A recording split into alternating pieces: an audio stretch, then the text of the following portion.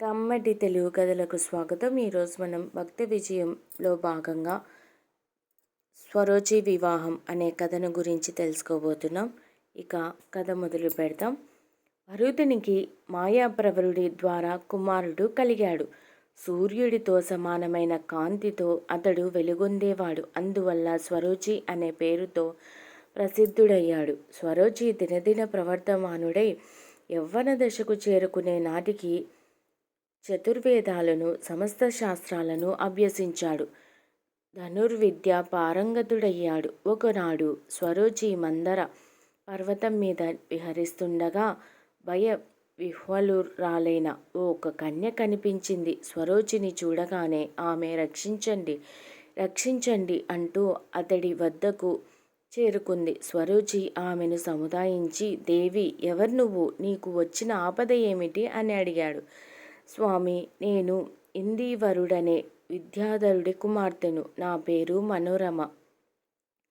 ఒకరోజు నేను నా చెలికత్తెలు విభావరి, కళావతి కైలాస పర్వతానికి చేరువలోనున్న కొలను వద్దకు వెళ్ళాం.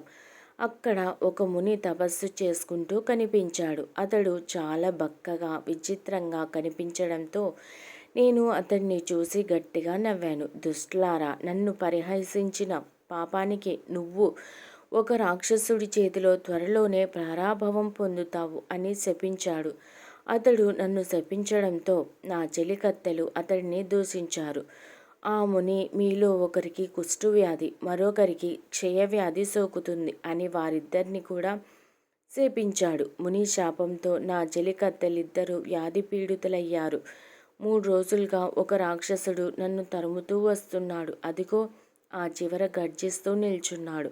ఆ రాక్షసుడే నన్ను తరుముతున్నాడు. స్వామి, ఈ దివ్యాస్త్రాన్ని తీసుకోండి. పూర్వం దీనిని పరమేశ్వరుడు స్వయంభువ మనువుకు ఇవ్వగా ఆయన వశిష్ఠ మహర్షికి ఇచ్చాడు. వశిష్ఠుల వారు మా తాత చిత్రాంగదుడికి ఇవ్వగా ఆయన నుంచి నా తండ్రికి వచ్చింది. నా తండ్రి నాకి దివ్యాస్త్రాన్ని ఇచ్చాడు. దీనిని గ్రహించి నన్ను వెంటాడుతున్న రాక్షసుడి మీద ప్రయోగించి నాకు అపాయాన్ని తప్పించండి అని కోరింది.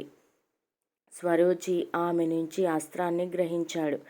ఈలోగా రాక్షసుడు అక్కడకు దూసుకొచ్చి మనోరమను పట్టుకున్నాడు. వెంటనే స్వరోచి ఆ రాక్షసుడిపైకి దివ్యాస్త్రాన్ని ఎక్కుపెట్టాడు. అది చూడగానే రాక్షసుడు మనోరమను విడిచిపెట్టి స్వరోచి ముందు సాగిలపడ్డాడు. ప్రభు, ఆ అస్త్రాన్ని ఉపసంహరించండి. దయచేసి నా వృత్తాంతాన్ని వినండి.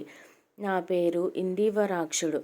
ఈ కన్యకు తండ్రిని. పూర్వం అథర్వణ వేదాన్ని అభ్యసించిన బ్రహ్మమిత్రుడనే ముని అందులో భాగమైన ఆయుర్వేదాన్ని శిష్యులకు బోధిస్తూ ఉండేవాడు.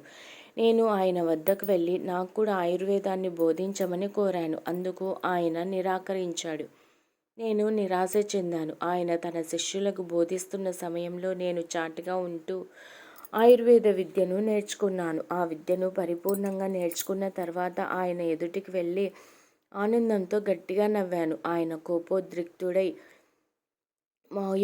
మాయోపాయంతో విద్య నేర్చుకున్న నువ్వు 7 రోజుల్లో భయంకరమైన రాక్షసుడివిగా మారిపోతావు అని శపించాడు. నేను ఆయన పాదాలపై పడి క్షమించాలని కోరుకున్నాను. నా శాపానికి తిరుగులేదు. అయితే రాక్షస రూపాన్ని ధరించిన 2 వారాల్లోనే యథారూపాన్ని పొందగలవు. పూర్వస్మృతిని కోల్పోయి నీ కుమార్తెనే భక్షించబోతావు. అప్పుడు ఒక మహావీరుడు నీ మీదకు దివ్యాస్త్రాన్ని ఎక్కుపెట్టే సమయానికి నీకు పూర్వస్మృతి తిరిగి వస్తుంది. అప్పుడే యథారూపం వస్తుంది అని శాప విమోచనాన్ని అనుగ్రహించాడు అని చెప్పాడు. ఇందీవరాక్షుడు తన వృత్తాంతాన్ని స్వరోచికి చెప్పిన మరుక్షణంలోనే అతడికి పూర్వరూపం వచ్చింది. మహావీర, నన్ను రాక్షస రూపం నుంచి విమోచన కలిగించావు. ఏదైనా వరం కోరుకో. నువ్వు రక్షించిన నా కుమార్తెను, నా ఆయుర్వేద విద్యను కూడా నీకే సమర్పిస్తున్నాను అన్నాడు. అప్పుడు మనోరమ తండ్రి, నన్ను రక్షించిన ఈ మహావీరుడంటే నాకు ఇష్టమే, కానీ ఇది సందర్భం కాదు. నా చెలికత్తెలిద్దరూ ఇంకా వ్యాధి పీడితులుగానే ఉన్నారు. వారు బాధలో ఉన్నప్పుడు నేను సంతోషంగా పెళ్లి చేసుకోవడం సమంజసం కాదు అంది. మా మాటలు విన్న స్వరూచి, దేవి దిగులు పడకు, నీ తండ్రి నాకు సమర్పించిన ఆయుర్వేదం ద్వారా నీ చెలికత్తెలిద్దరినీ స్వస్థులను చేస్తాను అన్నాడు. మనోరమ అతడి మాటలకు సంతోషించి వివాహానికి సమ్మతం తెలిపింది. ఇందివరాక్షుడు వారిద్దరికీ అప్పటికప్పుడే వివాహం జరిపించి తన లోకానికి వెళ్ళిపోయాడు.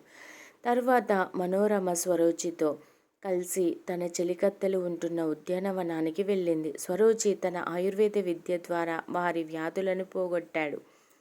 వారు తిరిగి సుందరాకారులుగా మారారు.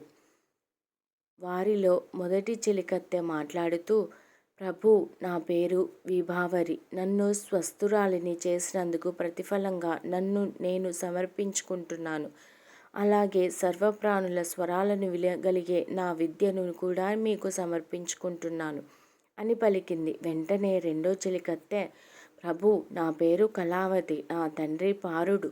ఆయన బ్రహ్మర్షి. ఒక రాక్షసుడు నన్ను మోహించి నన్ను తనకిచ్చి వివాహం చేయమని నా తండ్రిని కోరాడు. నా అయిష్టాన్ని గమనించిన నా తండ్రి అందుకు నిరాకరించాడు. అందుకు కోపించిన రాక్షసుడు నా తండ్రిని చంపేశాడు. దిక్కుతోచని నేను ఆత్మాహుతికి ప్రయత్నించాను. అప్పుడు సతీదేవి ప్రత్యక్షమై, అనవసరంగా ప్రాణత్యాగం చేయకు, త్వరలోనే స్వరూచి అనే మహావీరుడు నిన్ను ఆపద నుంచి గట్టెక్కించి పెళ్లాడుతాడు. నవనిధులను ప్రసాదించే పద్మిని విద్యను నీకు అనుగ్రహిస్తున్నాను అని పలికి నాకు పద్మిని విద్యను అనుగ్రహించింది. సతీదేవి మాట అసత్యం కాదు కాబట్టి మీరే స్వరూచి అయి ఉంటారు. నన్ను వివాహం చేసుకోండి. నా పద్మిని విద్యను మీకే సమర్పిస్తున్నాను అని పలికింది. నన్ను ఆపద నుంచి కాపాడినట్లే నా చెలికత్తెలను కాపాడారు. నన్ను పెళ్లాడినట్లే వాళ్ళిద్దరిని కూడా పెళ్లాడండి అని మనోరమ కూడా కోరడంతో స్వరూచి విభావరిని, కళావతిని కూడా వివాహం చేసుకున్నాడు. ఆ తర్వాత ముగ్గురు భార్యలతో కలిసి హిమాలయాల్లో ఆనందంగా విహరించసాగాడు. ఈ కథ మీకు నచ్చినట్లయితే ప్లీజ్ లైక్ చేయండి, షేర్ చేయండి. కమ్మటి తెలుగు కథల ఛానల్ను సబ్స్క్రైబ్ చేయండి. Thank you very much.